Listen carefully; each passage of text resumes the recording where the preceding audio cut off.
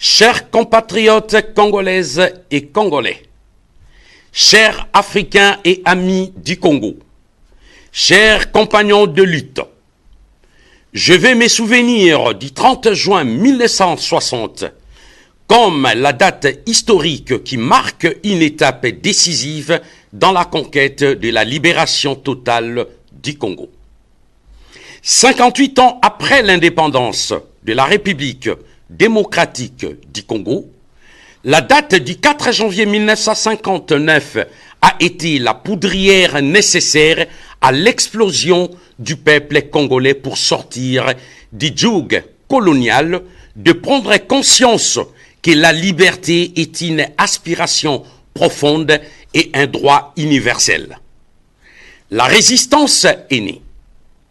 Cette date du 30 juin 1960 à Kinshasa était accompagnée du discours immortel de Patrice Emery Lumumba, qui fut le premier ministre du président Joseph Kasavubu, de Joseph Okito, de Maurice Polo, d'Antoine Kingotolo, de Gaston Diomi, de Mobutu Sese Seko, de Laurent Désiré Kabila, de Pierre Moulélé, les compagnons de lutte, ainsi que toute la nation congolaise face au roi Baudouin Ier de la Belgique et de la communauté internationale.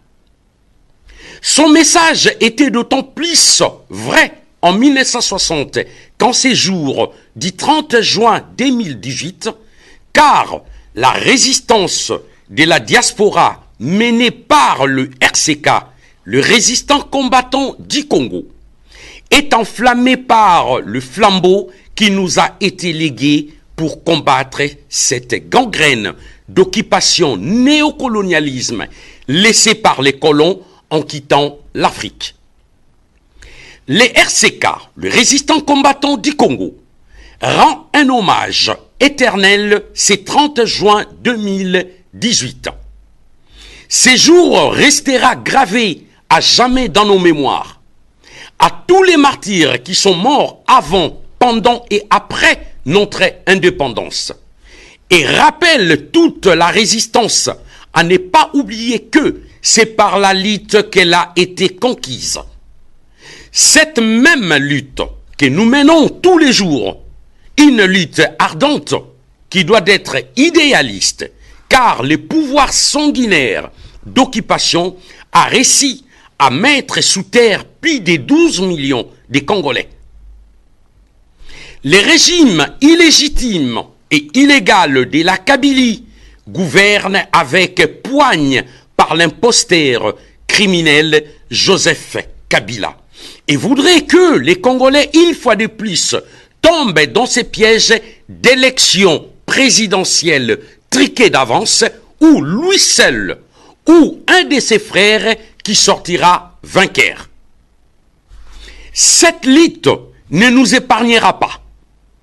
Elle prendra nos forces, nos espérances, mais nous devons rester constants et déterminés avec notre idéologie et nous battre jusqu'au bout en employant tous les moyens constitutionnels, voire même par la révolution populaire. Tant de guerres, des souffrances, de massacres, des viols, un génocide sans nom, d'injustice, de dictature, des famines, d'expropriation de nos richesses, d'humanité ont mis beaucoup de colère et de frustration, de douleur dans les cœurs des hommes et des femmes qui se battent pour reconquérir la souveraineté nationale du Congo. Le pouvoir a toujours appartenu au peuple, car c'est cette puissance spirituelle et ancestrale qui nous permettra d'atteindre nos objectifs. Les batailles de la vie ne sont pas gagnées par les plus forts, ni par les plus rapides, mais par ceux qui n'abandonnent jamais. Les institutions et la classe politique congolaise corrompue et complices sont inefficaces et ne pourront pas chasser cette occupation. Seule la résistance du peuple peut apporter le changement par la désobéissance civile en appliquant l'article 64 de la Constitution qui est le soulèvement populaire.